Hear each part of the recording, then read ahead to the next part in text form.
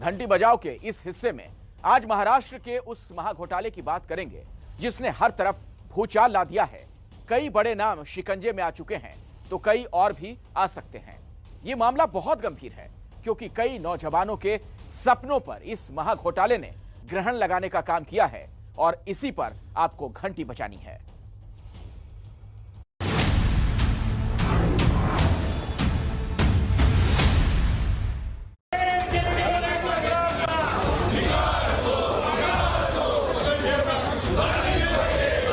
विधानसभा के शीतकालीन सत्र के पहले दिन ही महाराष्ट्र में सियासी पारा हाई हो गया।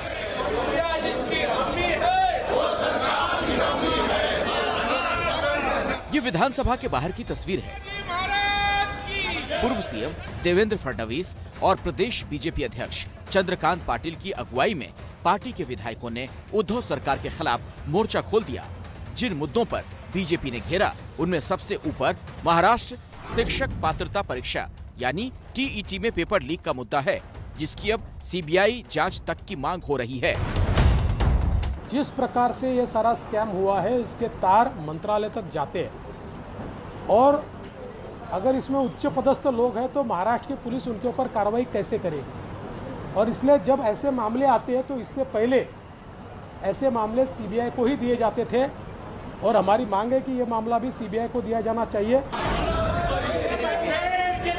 महाराष्ट्र में उठे इस नए सियासी तूफान को समझने के लिए पहले आपको पूरे मामले को अच्छी तरह जानना होगा। महाराष्ट्र स्वास्थ्य विभाग की ग्रेड सी और डी पदों पर भर्ती के लिए लिखित परीक्षा 31 अक्टूबर 2021 को रखी गई थी, लेकिन परीक्षा से 4 घंटे पहले परीक्षा का पेपर लीक हो गया, जो सोशल मीडिया पर तेजी से वायरल हुआ। पहले शिकायत फिर जांच का सिलसिला जब शुरू हुआ तो एक के बाद एक बड़े खुलासों ने सबकी नींद उड़ा दी। पता चला कि सिर्फ स्वास्थ्य विभाग नहीं, शिक्षक भर्ती के लिए टीईटी और महाडा की भर्ती परीक्षा में भी घोटाला हुआ है। आरोप है कि अभ्यर्थियों से पैसे लेकर उन्हें ओएमआर शीट खाली छोड़ने और बाद में सही उत्तर भरकर नतीजे बदलने का खेल चल रहा था। गिरफ्तारी का सिलसिला शुरू हुआ तो कई बड़े पदों पर बैठे लोग भी शिकंजे में आते चले गए। इसी से जुड़ा अपडेट देते हैं पुणे के police commissioner Amitabh Gupta.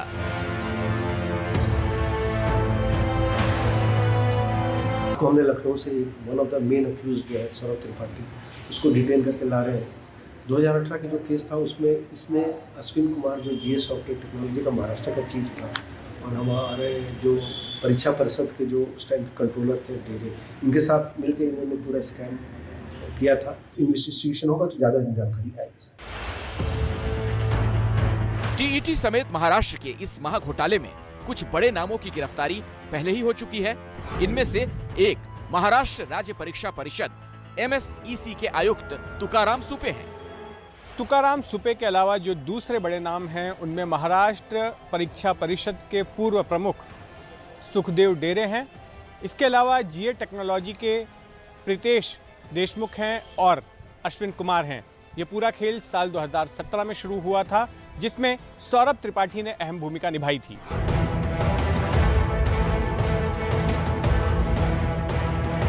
Maharashtra TET परीक्षा 2020 जनवरी महीने में आयोजित की गई थी। इस परीक्षा में अभ्यर्थियों को पैसे लेकर पास करने का आरोप तुकाराम सुपे पर है। पुलिस का दावा है कि अब तक की जांच में तुकाराम सुपे के घर से 88 लाख से ज्यादा कैश मिला। सोने के गहने, 5.5 लाख की एफडी के दस्तावेज मिले। इसके अलावा सुपे ने अपने एक दोस्त को भी लाखों रुपए कैश दिए।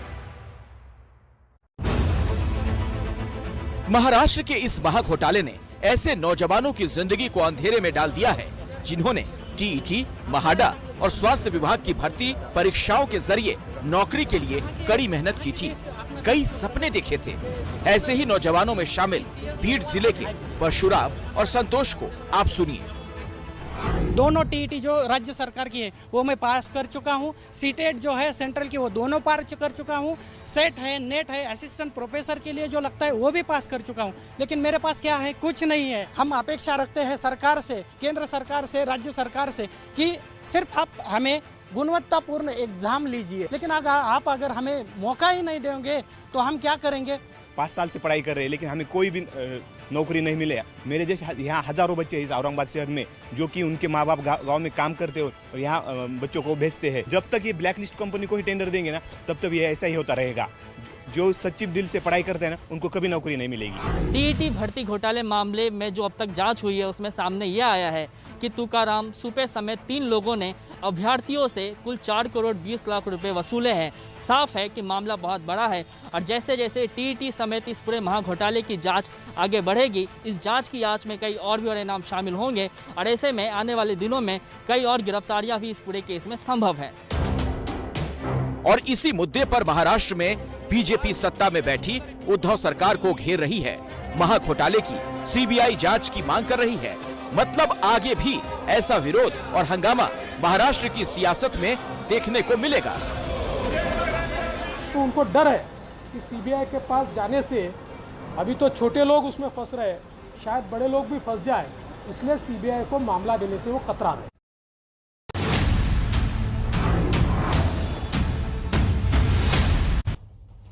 आज की दूसरी बड़ी खबर महाराष्ट्र में नए सीएम के कयासों से जुड़ी है। विपक्ष इस पर भी सवाल उठा रहा है, लेकिन ऐसा क्या हुआ कि नए सीएम की बात महाराष्ट्र में हो रही है? तो इसका जवाब आपको यह रिपोर्ट देगी।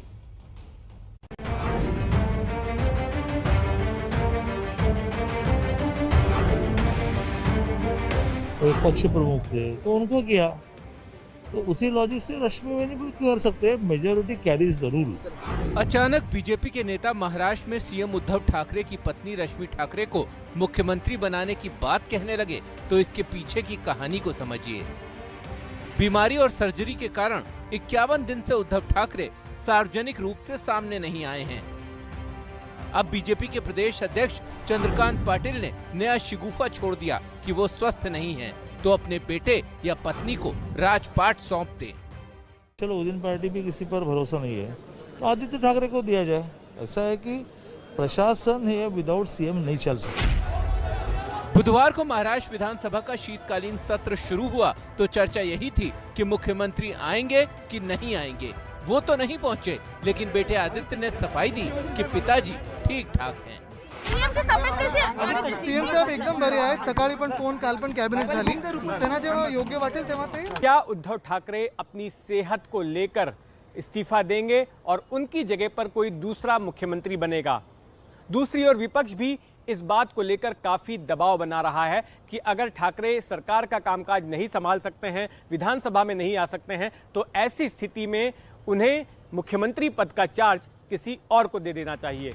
महाराष्ट्र की महाअघाड़ी सरकार में सबसे बड़ा दल शिवसेना ही है। अब अगर उद्धव स्वास्थ्य कारणों से अपना पद छोड़ना चाहेंगे तो शिवसेना में मुख्यमंत्री पद के लिए पहला नाम उद्धव ठाकरे के बेटे आदित्य ठाकरे का है, लेकिन अनुभव की कमी उनके रास्ते का पत्थर बन सकती है।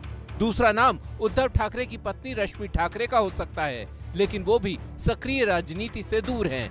तीसरा नाम एकनाथ शिंदे का हो सकता है, जो शिवसेना के सबसे पावरफुल मंत्री हैं, लेकिन सहयोगी दलों को उनके नाम पर मनाने की चुनौती होगी। चौथा नाम संजय राउत का हो सकता है, जिनकी करीबी शरद पवार से भी है और राहुल गांधी से भी। लेकिन सवाल है कि क्या उद्धव की जगह शिवसेना में दूसरे किसी के नाम पर एनसीपी और कांग्रेस तैयार होगी? फिलहाल एनसीपी बीजेपी को अपना घर देखने की नसीहत दे रही है। चंद्रकांत पाटिल जी ने अपने कामों पर ध्यान देना चाहिए। महाविकास आघाड़ी क्या करेगी इस पर उनको सोचने की क्या आवश्यकता है? वो अपने आप तय करेगी क्या कब करना है। शिवसेना जो है वो भी चाहते हैं कि भाई बीजेपी के साथ जाना चाहिए और शिव सैनिकों का विचार ध्यान में रखते हुए माननीय उद्धव ठाकरे जी ने यही निर्णय लेना चाहिए कि भाई उनकी तबीयत ठीक नहीं है, तो इसीलिए मतलब देवेंद्र फडणवीस को मुख्यमंत्री को बनाकर। लेकिन ये सवाल तब तक हवाओं में रहेंगे जब तक उद्धव ठाकरे या मुख्यमंत्री कार्यालय की तरफ से कोई बयान नहीं आता। मुंबई से रौनक कुकड़े के साथ जितेंद्र दीक्षित की रिपोर्ट।